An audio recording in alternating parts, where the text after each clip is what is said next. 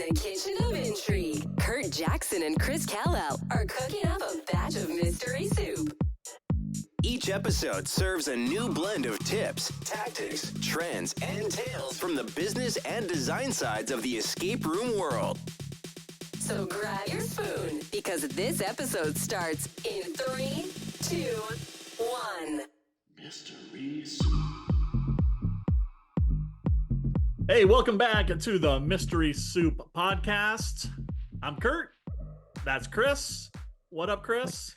How you say that's Chris? Like they can see me. That's Chris. That over there. That Up other in Indiana. that breathing, is that deep Chris. breathing you hear, and that's Chris.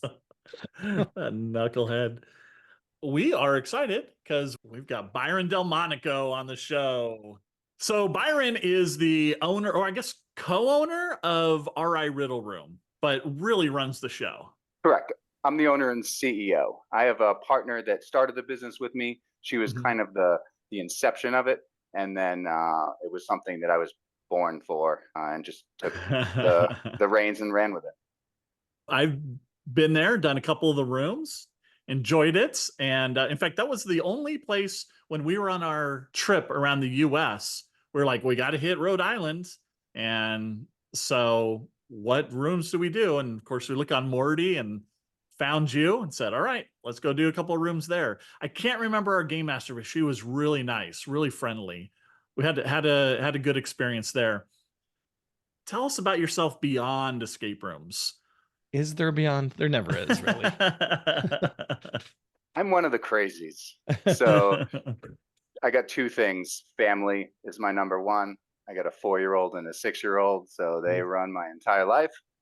And I'm a world-class mineral collector. So I like to collect minerals and go to shows. Oh, you're talking Chris's language. It's amazing. Let's not talk about escape rooms. Let's talk about some rocks, because I love me a rock collection. Chris has a nice collection that he shares with the campers at his camp. I joke with the kids all the time because the question is, did you find any of these? And the answer is yes, I found them all at some kind of store that I paid for. So, I have not done any rock hunting, but I love to collect them. So that is Byron, awesome. what's your favorite rock? Oh, favorite rock, it's tough. I like the Beryl family, aquamarines, emeralds. So there we go. Yeah. Showing fantastic. one. Nice. Very cool. Chris, what was yours? There's so many choices. I usually go with Ulex Light because it's fun to teach the kids the whole TV rock thing.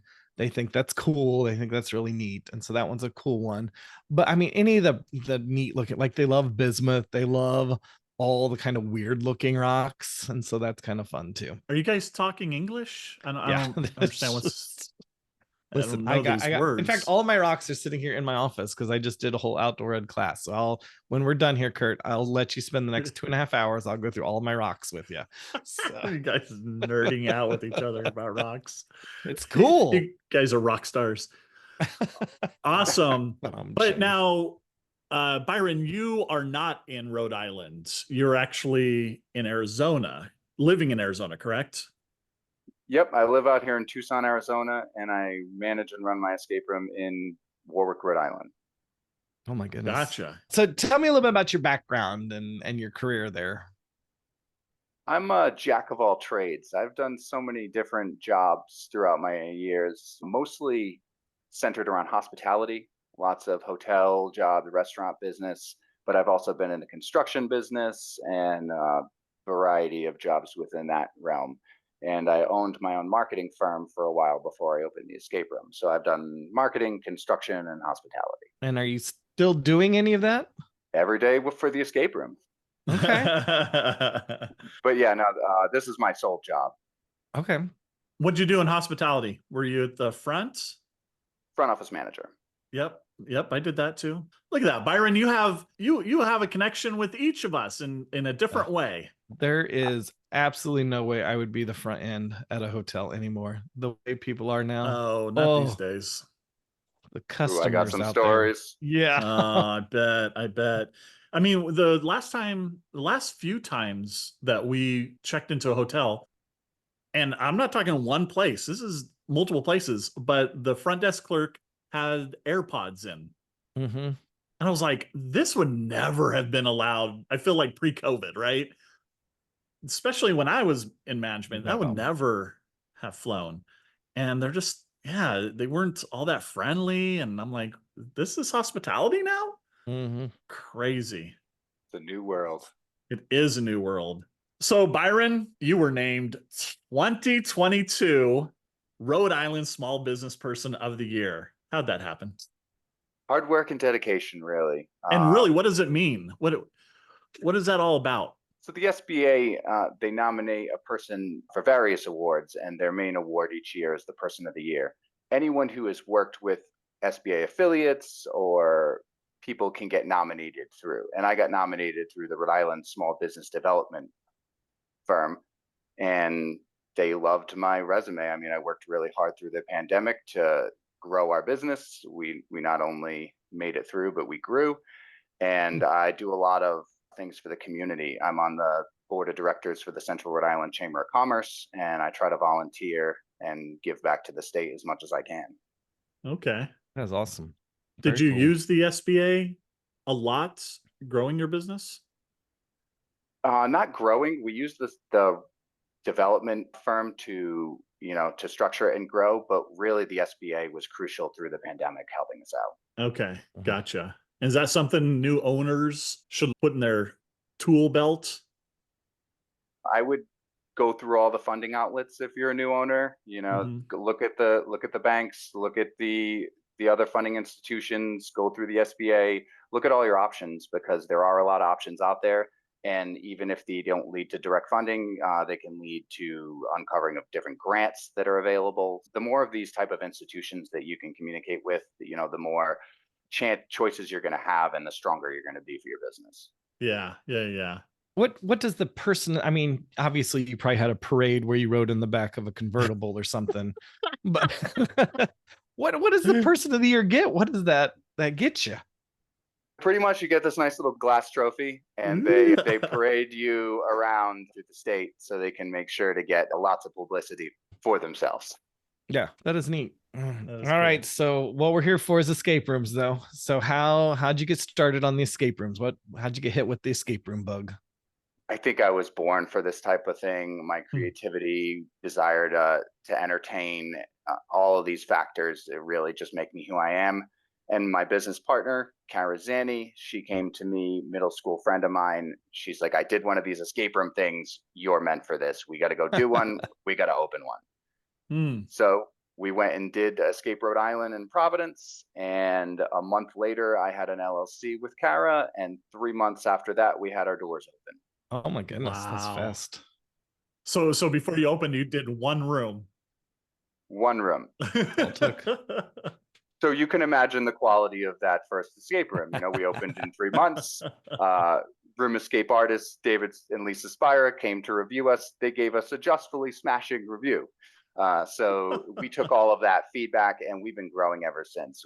We've been growing leaps and bounds every year, both internally and the business. And we're just so happy with our trajectory and our new project that we're working on.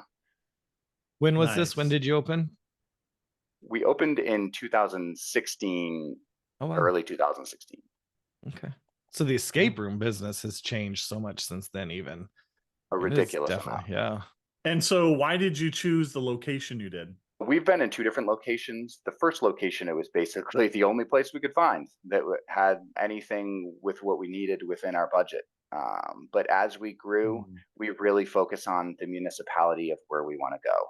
I want to go and talk to the building inspector and the fire marshal before I even look at places in that area, because that can be a determining factor whether you open or not, or the level of escape room you're able to provide to your clients. So it's a very big hurdle that needs to be overcome before you even look at a spot, in my opinion. Right. Now you're kind of in an industrial, you're not in a retail location, right? If I remember right. I'm in a very odd spot. It used to be this old rundown flea market, right? And it was kind of like a rundown place that nobody wanted to touch. And then I come along and we basically got the place, we turn it over, and right when we move in, Sonic opens in front of us. So they pave the whole spot.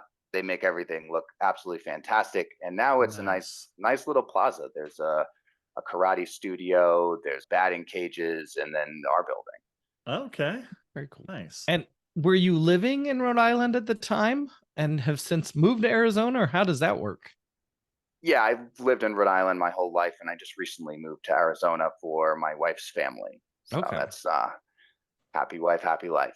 Yeah. Right. That is a bit of a commute though each morning. How does that work? Thank goodness for Zoom. That's right. Yeah, seriously. All of my activities now are marketing and growth and expansion. So all the day-to-day operations are handled by the operations staff, and they Okay. are absolutely fantastic. That's good. That's awesome. And you have some cool games. I'm looking at your games on your website. 4 of them, is that what I'm seeing? We have 4 games now, yes. All right. Tell us a little bit about your games. We got the Forest of Fortune, which was the first game we opened at that location. Your friend has sent you a picture of himself in front of a giant pile of treasure with the location pin, and now you're unable to contact said friend. So you venture into the forest to find clues left behind. First game we opened, lots of fun. The next game, we have the Vanishing at the Belmont Hotel. It's this paranormal hotel in Newport, Rhode Island that we tried to work with, but they didn't want to be associated with a scary escape room. So we just lightly themed it around it. But it's a paranormal game where you have to track down an inventor that went missing in the escape room. I won't give away any more details, but it's a fun story that we've developed over the years. Is it creepy or scary? More paranormal. We stay away from scary or horror. We're typically a family-oriented escape room, so lots of startling, nothing frightening. And then you got the 2 that I played. And those games we really went all out. We ripped down the ceilings, we developed our set to the next level, and we really expanded on our concepts. I wanted to build something that was I could build whatever I want. I didn't want to be constrained to a hotel or a specific set. So I built the Imaginasium of Intrigue. It's basically a war between forces in your imagination, almost themed after a South Park's Imagination Land type episode. So there's lots of comical anecdotes going on in that game, and it's all themed around video games and pop media. Gotcha. And that one won a Bullseye Award for most fun room. Yeah. That is awesome. And then your last one was a Rocky Point Park. Is that a place in Rhode Island? It used to be an amusement park in Rhode Island, and it's still cherished and talked about. There's a ridiculous Facebook group that shares memories and photos. And so we worked with historians on this game, and we tried to create as many realistic props and tributes to the park as we possibly could. So this park is being rebuilt and recreated in Rhode Island, and you are entertainment experts giving your opinion on rides and games in the park. And there's lots of twists. I won't give away too much, but that's not really why you're there. So and I absolutely love all of your pictures on your site for your rooms are actually of your rooms. They're not some AI generated. I love it. I complain about this with every room. In fact, we talked about it a couple weeks ago on our red flags, but I love that you actually have pictures of your room on your site so people can see exactly what they're getting into. Love it. So it's just we don't feel these photos reveal any secrets whatsoever. No, I mean, I would try. I'm sitting here looking like, how do I figure this out? But yeah, you can't figure anything out. It just shows me that you have well-made rooms before I even get there. So I love that. Now, Imaginasium has a ton of bonus puzzles. So it is good for big groups, right? Large groups, and also we get repeat groups in that game.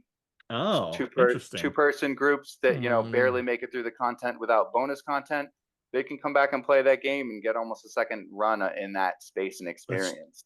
That's true, because Tina and I played it. We got to one bonus puzzle, and that was it. And we're like, man, we missed so much. There's so much more to do in this room. It's just so many puzzles.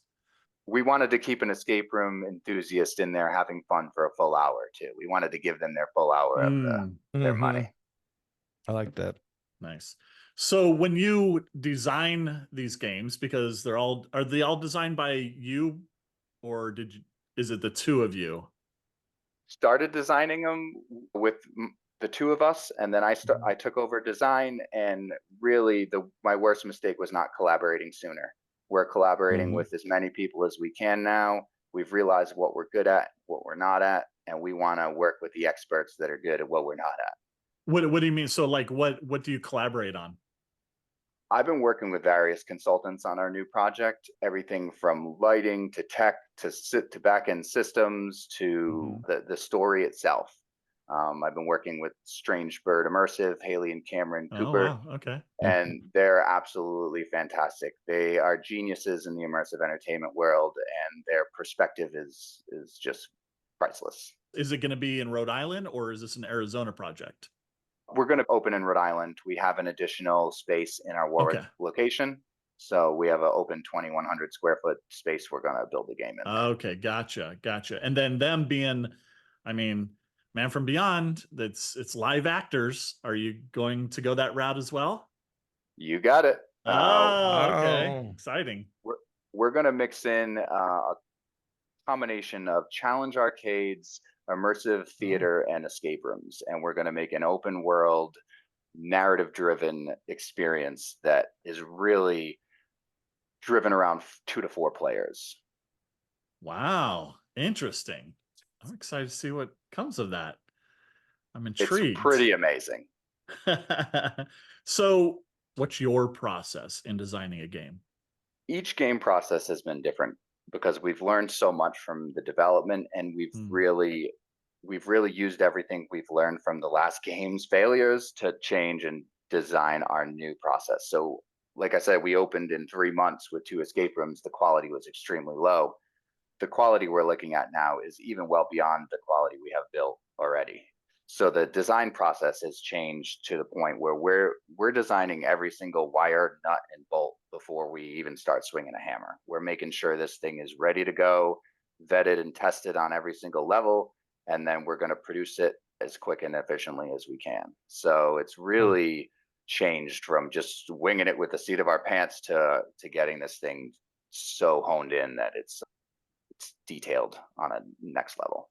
Yeah, and do you come up with, oh, I've got these ideas for themes and storylines, and then you go puzzles? So we used to do set and puzzles, and then we used to build in everything around that. But really, it's all storyline now because everything else is a Interesting. tool to tell that story. So we Mm, got in a thing where we would build this set, and we're like, all right, how do we fit this puzzle into here? How do we fit the square peg into this round hole? And people Yep. liked it. It worked, but it just wasn't to the level of quality that other escape rooms are doing throughout the world. And we really wanted to take it to the next level. So focusing on the narrative and then building everything that supports the narrative, like the set and the puzzles and everything. We want you to do things that you're actually going to do in this story, not something we're not going to put a Sudoku in an Egyptian tomb.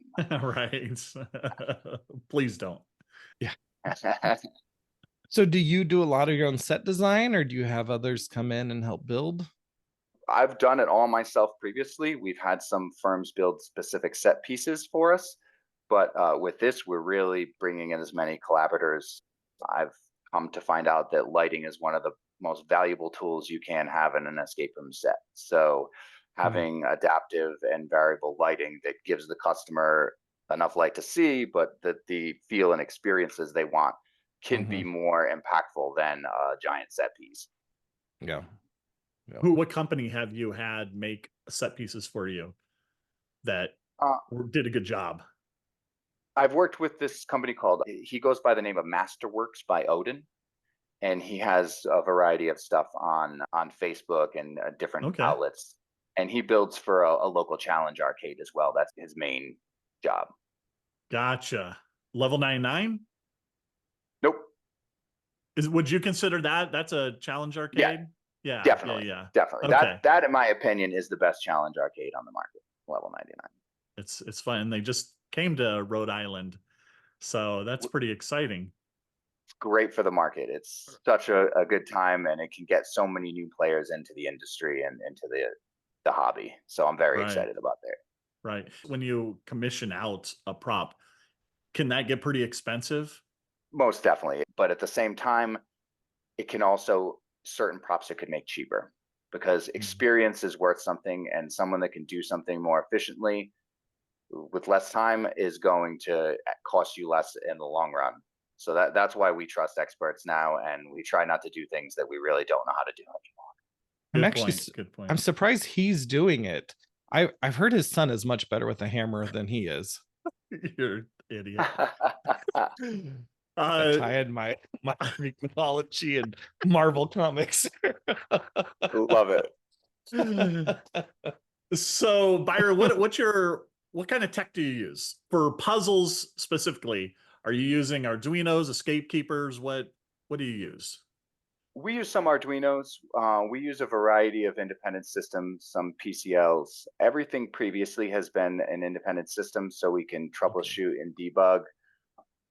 It has its advantages, but it's also had some disadvantages. Our new system, we're using a unified communication protocol to communicate with all the backend props, and there's actually an app that runs on a Samsung tablet, and this app communicates through the backend system, so they can interact with the world, keep track of player progress, obtain magical items, and use them. It's really amazing what we're doing with the tablet and the app. Oh wow! And so what's the app? We developed it ourselves. Oh, you developed it. Oh, it's your own that's awesome. custom made app. Yep, we've been building it for the last 2 years. Oh wow! It uses MQTT communication protocol to communicate with the backend system, and then it uses NFC communication to communicate with the tech. Same thing as a tap credit card. So you tap the tablet on what you want to interact with, and then you can do different things in between the two systems. Okay. Wow. Very interesting. That's And who do you use for your registration? Bookio. Bookio. I haven't found a better value than Bookio. Tried a variety of other platforms, and the value Bookio gives is just unmatched. Nice. Very cool. So are there quite a few other escape room places there in Rhode Island? Yeah, there are a variety of escape rooms in Rhode Island. Really? We're friendly with all the other owners. It's a great community. Lock and Clue in Pawtucket is a really big one. They have 7 or 8 games now. And Escape Rhode Island, which I mentioned, the first escape room I ever did, is in Providence. They have 4 rooms. There's a real awesome family business called Ocean State Escape that's in Johnston. And there's this other family business in Coventry called Bizada Games that they've stemmed from board game design. So really all of these businesses in Rhode Island are there. And not only that, but New England is so small, we collaborate with so many businesses in Massachusetts and Connecticut as well. So it's a really great community of the tri-states. We keep hearing that when we interview people, that the escape room community is a great community. Everyone gets along pretty well, helps each other out. And so I think that's neat. It's just really cool. Is there something you would say that sets your business apart from the others? Kind of makes you stand out? I think our growth. It seems that some of the other businesses, they produce a game and they produce another game that's very similar to that game as far as quality, and it seemed like the Rhode Island market has almost gotten a little stale. We just tend to really push it with our builds, push it with our education of our game masters and employees, and just really take our escape room leaps and bounds each year. You did mention just now about education of your game masters. What do you mean by that? We're constantly training. We never look at a training period as over. Being that I'm so far away, recording videos on Zoom has been just a crucial tool in being able to train my game masters, getting the knowledge out of my head that I've learned over the 8 years in the industry into their heads if they may have even started last week. So everything down to the art of hinting, which is such a crucial part about being a game master, to just teaching them about why the customers are even there, that this is something so important to them that they want to experience. Using the resources like Room Escape Artists and the conventions, learning it myself, and then being able to transfer it to the employees with my own systems seems to be the most effective way of training. do you have any kind of incentive program for your staff? We do. We have a sign in the lobby that has been unbelievable. Tips are never expected, but always appreciated. And ever since we hung that sign, the game masters have been getting $20, $50 tips. It's been Wow. amazing, the tips that have been coming in. So I highly recommend that to something very subtle. Never make them mention the tips, but just the sign, it does wonders. And then we sell tickets while you're in the building. So we give you the opportunity to purchase tickets at the cheapest price you can purchase them. And the game masters get incentives for offering those tickets to the customers. They get $2 per ticket sold. For So like that's a way. another Events? game? Yeah, a future game. So the customer Okay. gets the cheapest deal they'll ever get. The game master gets a couple bucks, and just we all grow together. Okay, not for like a raffle. No, yeah, just for actual tickets for the game. Gonna win this quilt. I'm gonna win this quilt. It's an escaped quilt. Yeah, that'd be That's awesome. right. I That would buy be it. awesome. Yeah, that's cool. So Byron, what's one thing that you want to improve on in your business or change? The number one thing I want to improve on is polish and delivery. I'm a great conceptual guy. I have ideas that are just pour like a waterfall, but delivering and a fine-tuned, polished product is something that I'm really trying to achieve. Yeah, yeah. Where do you get all your ideas? Do you have a place that you go? I'm a shower guy, and we had somebody on who was a sauna person. Where do you get your ideas? They come from everywhere. I love driving. Driving through the desert is a great way. It used to be driving through the forest. Now it's driving through the desert. But I get ideas from kids' TV shows. I get ideas from everywhere. I love that. I'm with you on the driving, except then I have to tell my wife, like, hey, write this down somewhere. You can mark this, put this in your phone so I don't forget. But Voice memo. that's true. There Yeah. you go. It's There you huge. go. You mentioned a little bit some of the early on kind of the things that were like, oh, we should have done this different or whatever. What maybe is a mistake that you made at the beginning that you wish you hadn't made? Oh, it's such a silly one, but it's so impactful on the whole trajectory of the business. Naming your games. So we had an Italian mob game. Rhode Island is big with the mafia. There's a lot of Italian mobsters that we put Really? tributes to in there.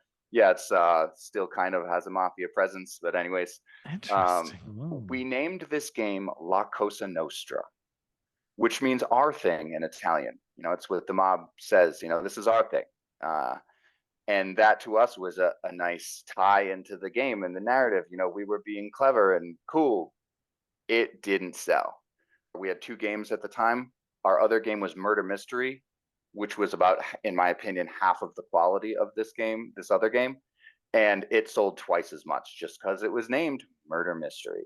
Really? So if you want to be a successful escape room owner, naming your name on something that is marketable and not, you know, so crazy and unique that it's gonna, you know, they're not gonna understand it.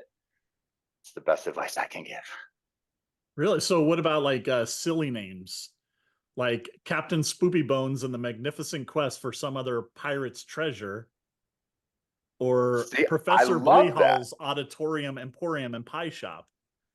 I love those names because the customer ends up shortening them. Captain Spooky Bones, you know, Right. like that. It's just, it's easily digestible. It's words that they can understand. It's stuff that can fit. So I like the approach they're doing. They kind of went with that approach and ran with it. So if you can develop that style, we love games that are named Murder Mystery, Imagination of Intrigue, Forest of Fortune. We love the iteration on it. So that's what we try to do as much as we can. That's kind of our style. So if you got a style that you like and you work with, run with it. But even the Imagination of Intrigue, it's our lowest selling game.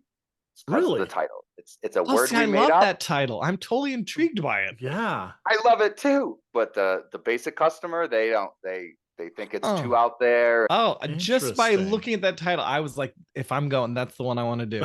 Like, I love that. That's You're an outlier, Chris. I mean, I know that. I know that. Yeah, in so many ways. Okay.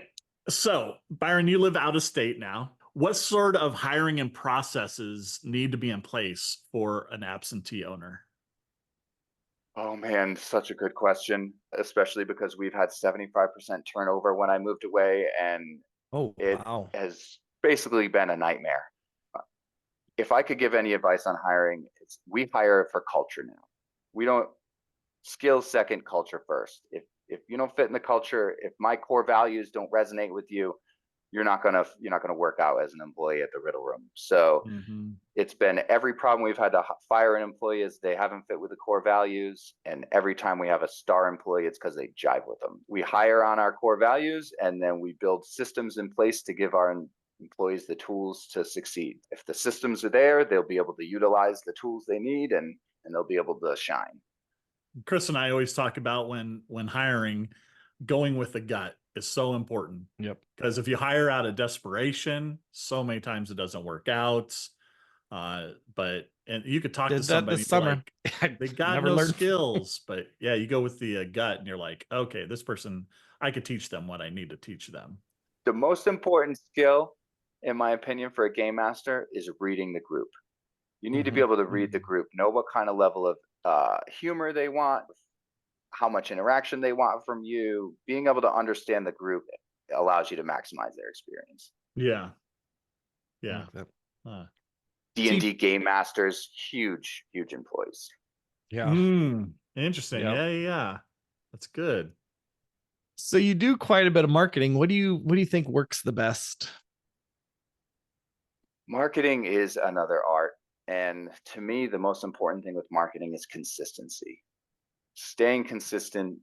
If you're going to stick with Google and you're going to do online PPC marketing, stay consistent. Don't try it for a week and then drop out, because Google will catch that.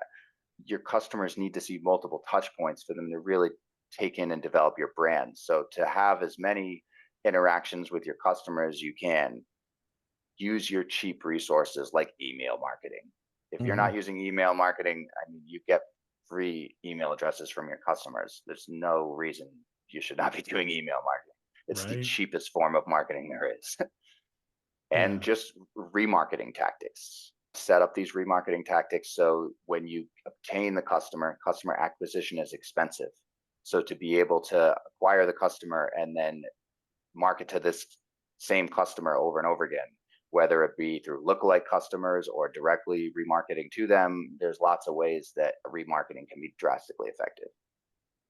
So your big thing is online marketing, right? I mean, that's kind of where you put your eggs. It's been the most impactful marketing for us. We've tried so many different things, but I hate to give Google so much money, but if I don't give Google so much money, I don't make as much money. So Fair enough. What would you recommend as far as a monthly budget for an escape room business? it's a real tough one. There's lots of different strategies, whether you want to build awareness or drive revenue. It all depends on your strategy, but typically something around 15 to 20% seems to be a Okay. sustainable and effective. And you All could right. even done some other like community sponsorships with little league teams and stuff too. Does that seem to help? Do you suggest that kind of stuff? I never mind signing those checks. So that's the one field of marketing that I don't even care if it works. I'm sure it does. We do a lot of kids' birthday parties. We do a lot of sports teams, Girl Scouts, Cub Scouts, Boy Scouts, all that stuff. So that could be a direct attributor to that. It's almost impossible to track. But like I said, Yeah. if it doesn't work, I'm supporting kids playing sports. So Yeah. Nice. No, that's Nice. good. The community. So what advice would you give to a new or aspiring escape room owner?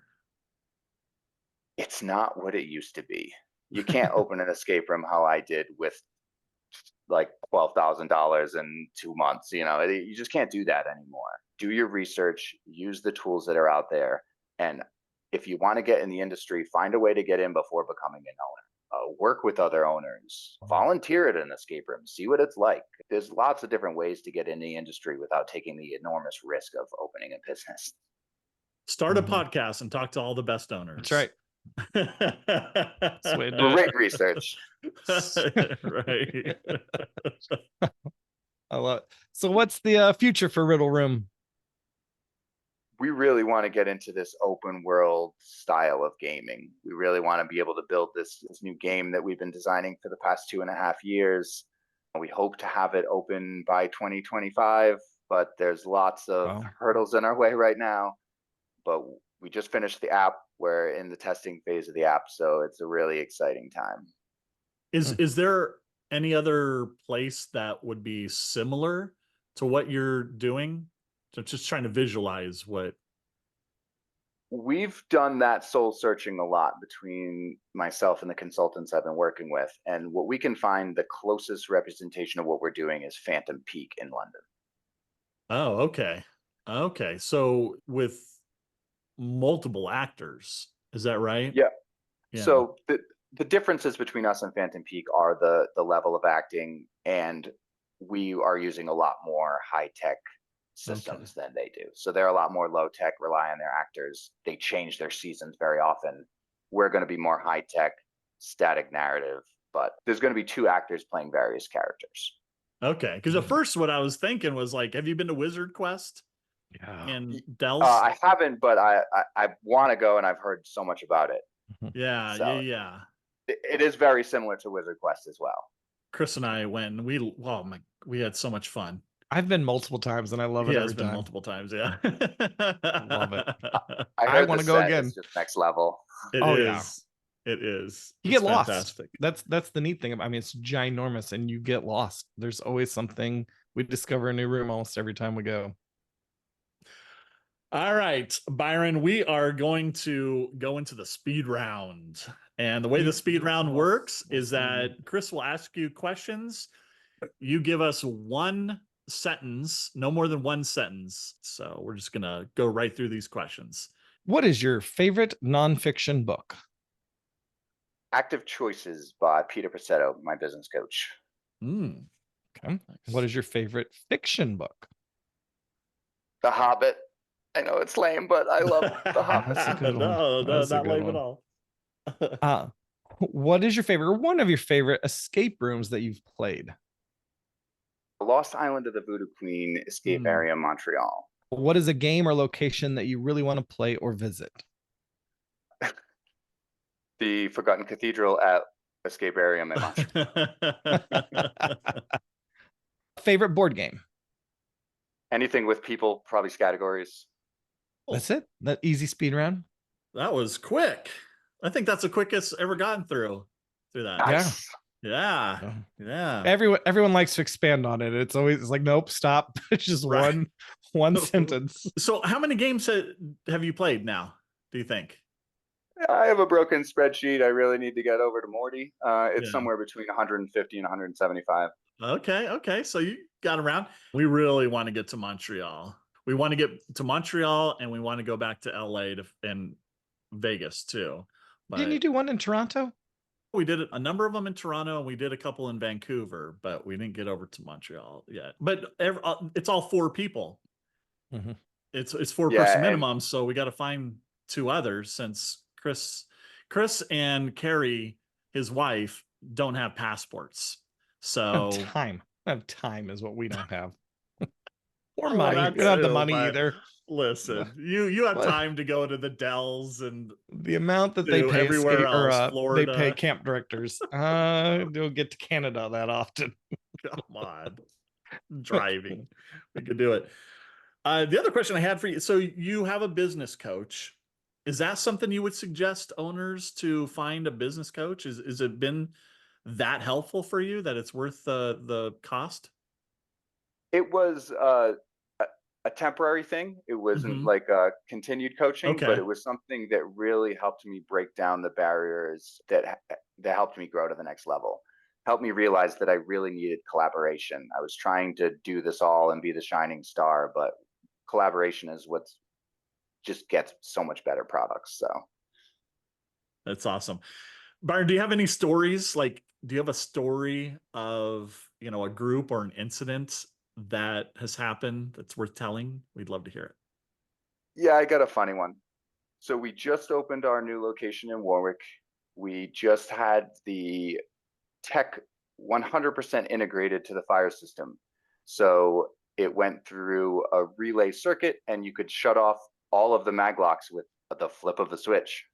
So I leave the system manager at the time in charge and I'm like, you got this. I'm going to go home. Apparently he thought it would be clever to just flip the switch to shut off mag locks in another game so he could do something quick, not realizing it would shut off all the mag locks. Oh no. And it tripped the finale to a game while there was a group in the room. Oh. But luckily, the finale was in a graveyard that was behind a locked gate and they didn't see anything that happened. Oh. So I turned around, drove 20 minutes back to the escape room, went into another space, climbed through the drop ceiling over the wall, down into the other game, without them hearing or seeing me. Mission impossible. I had to go by the open gate because it was a gate, it wasn't a door, so they could see right through to the graveyard space.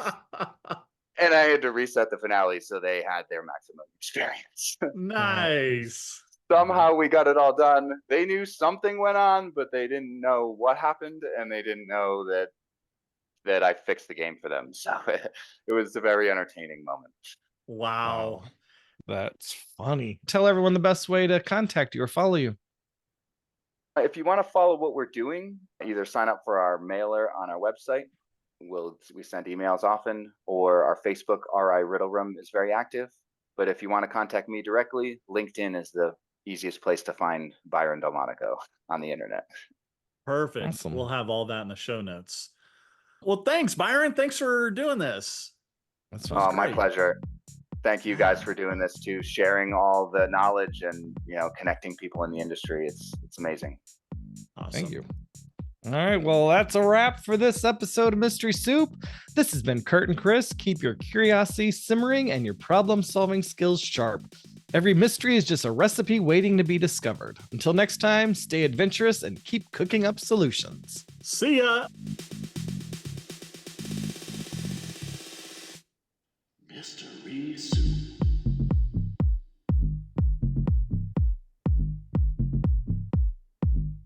Mystery Soup.